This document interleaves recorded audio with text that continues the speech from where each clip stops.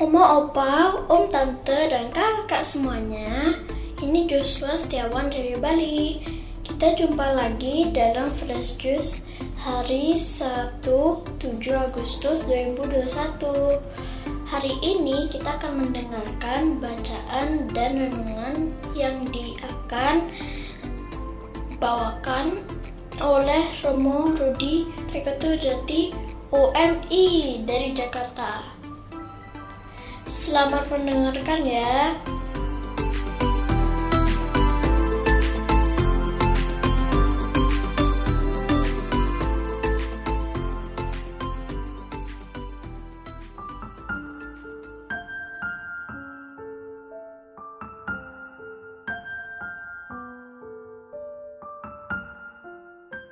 Para sahabat Fresh Juice, pada hari ini kita akan merenungkan sabda Tuhan berdasarkan Injil Matius bab 17 ayat 14 sampai 20. Sekali peristiwa, datanglah seorang mendapatkan Yesus dan menyembah, katanya, "Tuhan, kasihanilah anakku, dia sakit ayan dan sangat menderita. Ia sering jatuh ke dalam api dan juga sering ke dalam air. Aku sudah membawanya kepada murid-murid-Mu, tetapi mereka tidak dapat menyembuhkannya." Maka kata Yesus, "Hai kalian, angkatan yang tidak percaya dan sesat, berapa lama lagi aku harus tinggal di antara kalian? Berapa lama lagi aku harus sabar terhadap kalian? Bawalah anak itu kemari." Dengan keras Yesus menegur roh jahat itu. Lalu keluarlah ia daripadanya, dan anak itu sembuh seketika itu juga. Kemudian ketika mereka sendirian, para murid menghampiri Yesus dan bertanya, "Mengapa kami tidak dapat mengusir setan itu?" Yesus menjawab, "Karena kalian kurang percaya.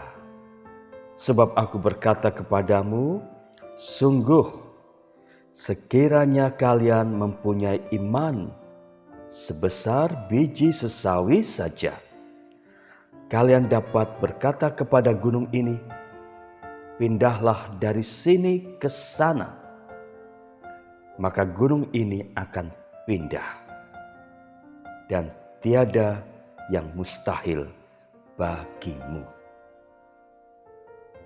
Demikianlah sabda Tuhan. Terpujilah Kristus.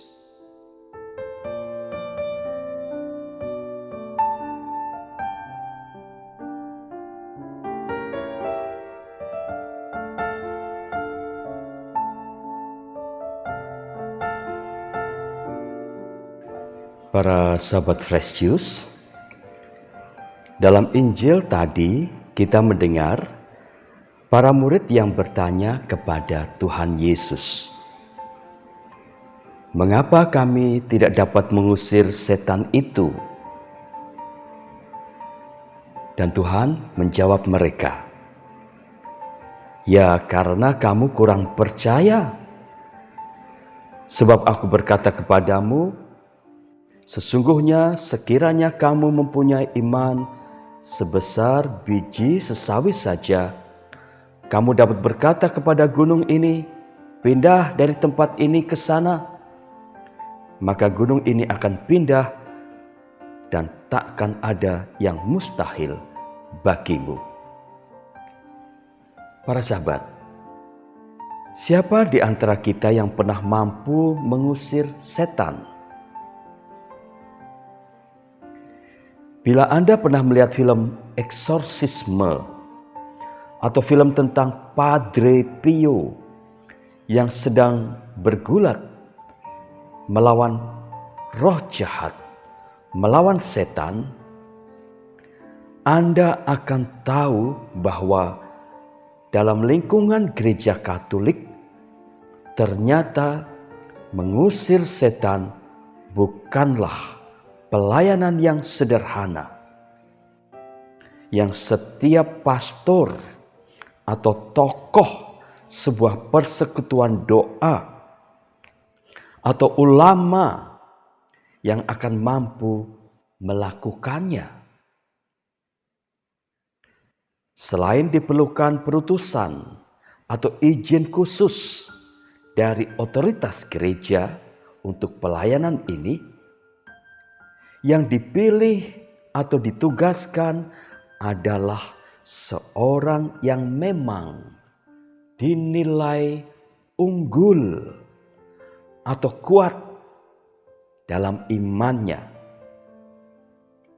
Salah pilih orang untuk tugas ini, bisa saja setan yang keluar dari seseorang malah pindah ke dalam diri si pengusirnya, dan keadaan malah bisa jadi lebih berbahaya dan parah.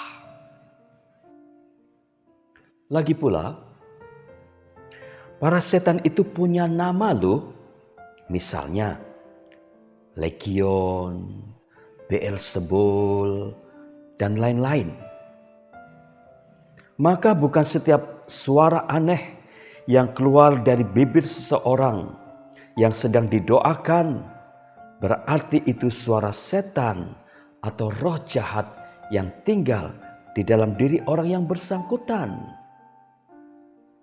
Bisa jadi itu suara rintihan atau teriakan dari orang yang bersangkutan sendiri yang mungkin karena begitu tertekan hidupnya selama itu, atau dari pribadi ganda orang yang bersangkutan.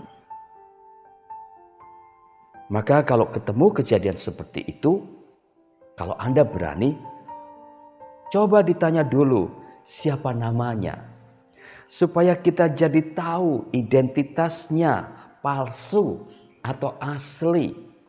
Kalau nama yang keluar itu nama orang-orang Indonesia, saya kira kita harus meragukan kalau itu memang sungguh-sungguh roh jahat.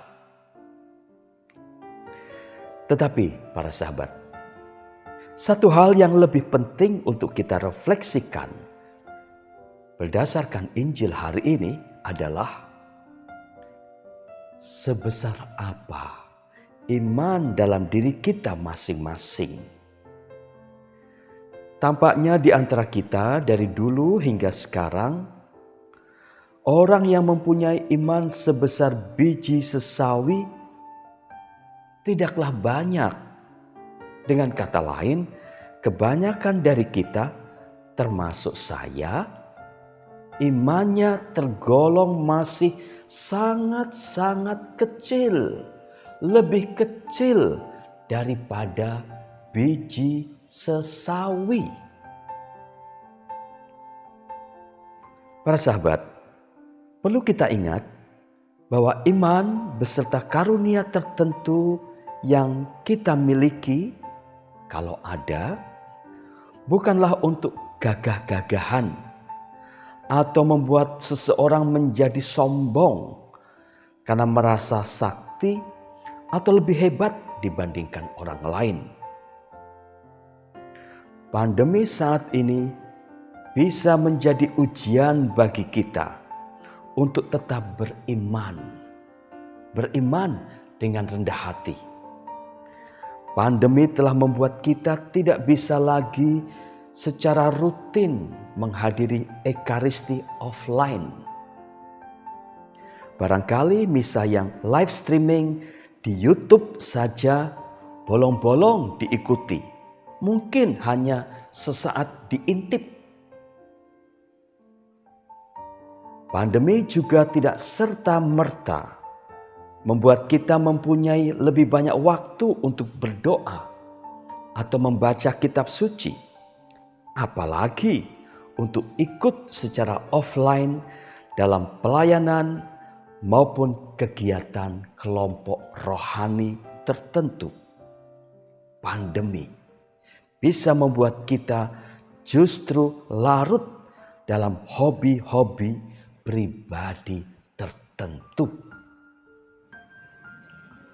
Maka, apa sih yang perlu dilakukan untuk merawat dan syukur bisa mempertebal iman kita?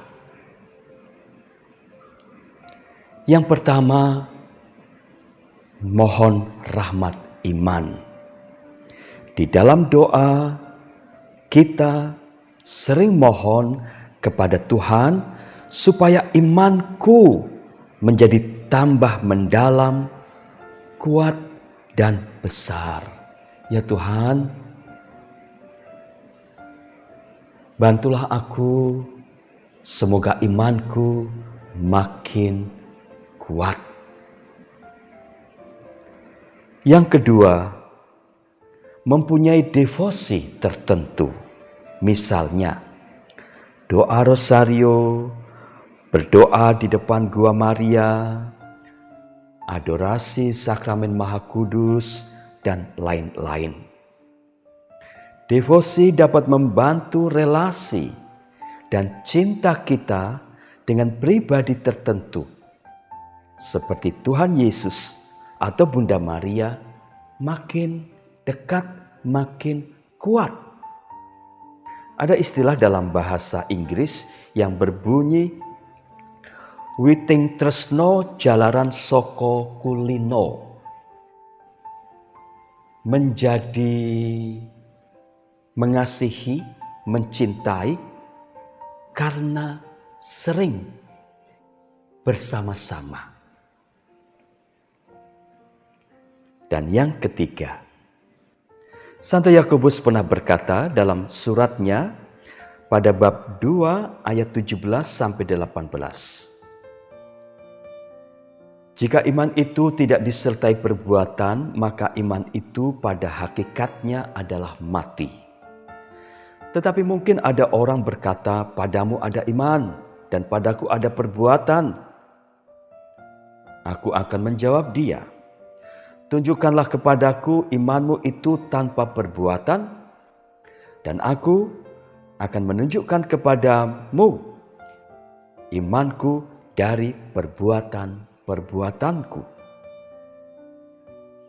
Maka agar iman kita tetap hidup dan berkembang hingga berbuah, kita juga perlu mewujudkan atau memberi bentuk iman itu dalam perbuatan nyata.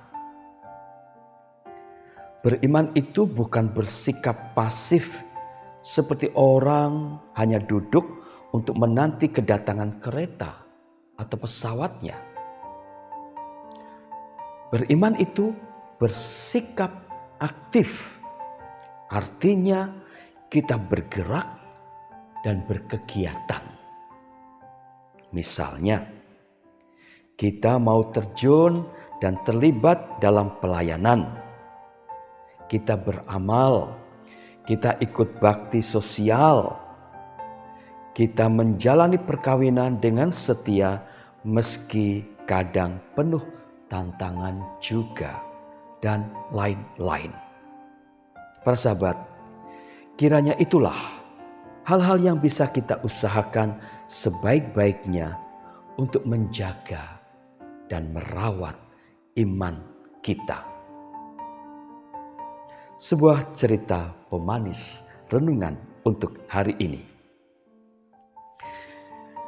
Pada suatu hari, seorang bapak dan anak membuat sebuah perjanjian.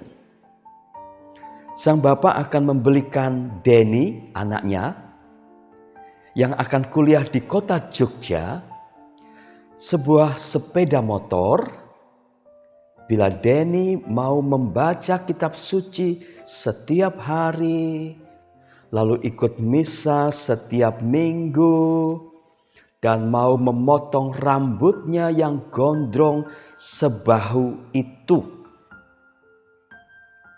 Adanya perjanjian semacam itu sebetulnya adalah cara sang bapak untuk memastikan bahwa anaknya itu yang tinggal di luar kota itu akan tetap merawat iman Katoliknya.